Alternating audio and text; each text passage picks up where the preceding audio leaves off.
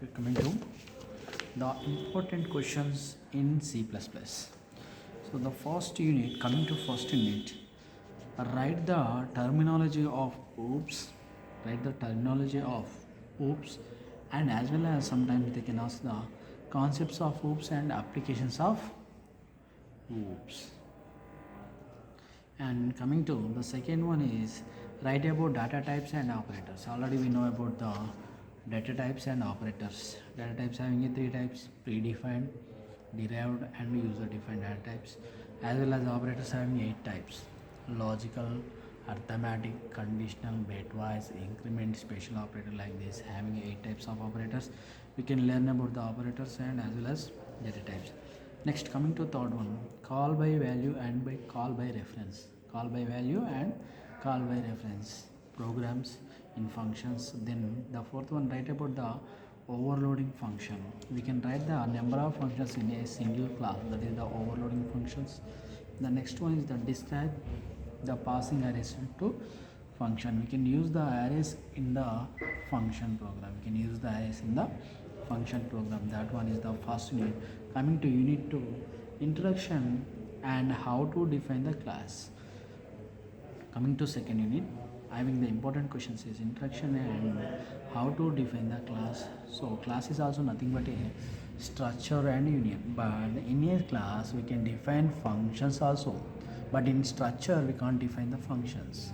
So it is a collection of or group of data types and as well as number of functions, that is the class.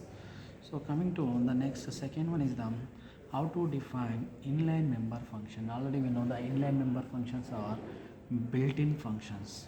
Built-in functions. Built-in functions, coming to mathematical functions and string functions, like these are inline functions. Separately we are not defined. Those functions are inline functions. In the developing of the program, generally they can create the inline member functions. Inline member. So coming to inline member, built-in functions is different and inline member function is different. Inline member functions, we can write the inline member function inside of a class. So inside of a class we can define the member function. Inline member functions or built-in functions are different, but inline member functions defined inside of a class is different. So inside of a class we can define the number of functions in a class. Next, the third one is the write about the constructors and types of constructors. Already we know about the constructor. Constructor is also nothing but a class, but the function name as well as class name both will be same, then it is a constructor. The function name and the class name must be same, then it is a constructor. So then why we can use the constructor? The purpose of speed execution, automatically it can read and write functions in a same function and class. That one is the constructor. So types are having 3 types. One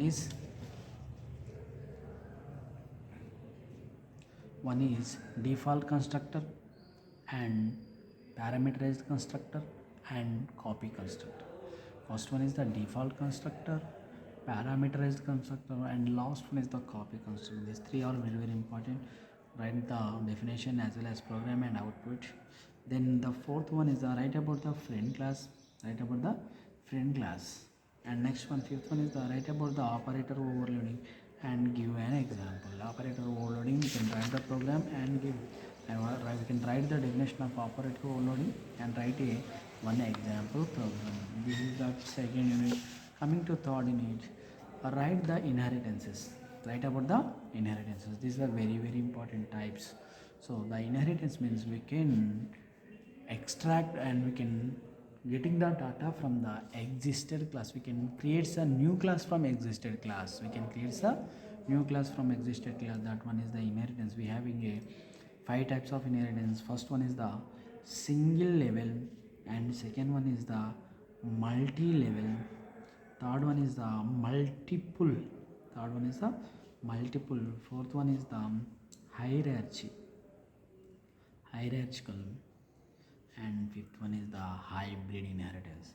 These five are important, so you can write the definition as well as flowchart as well as example program, and last we can write the output. That one is the inheritance. The second one is the write about the constructors and destructors. Already we know about the constructors in the unit of 2. So here destructor means we can cancel the constructor. That purpose we can use the destructors.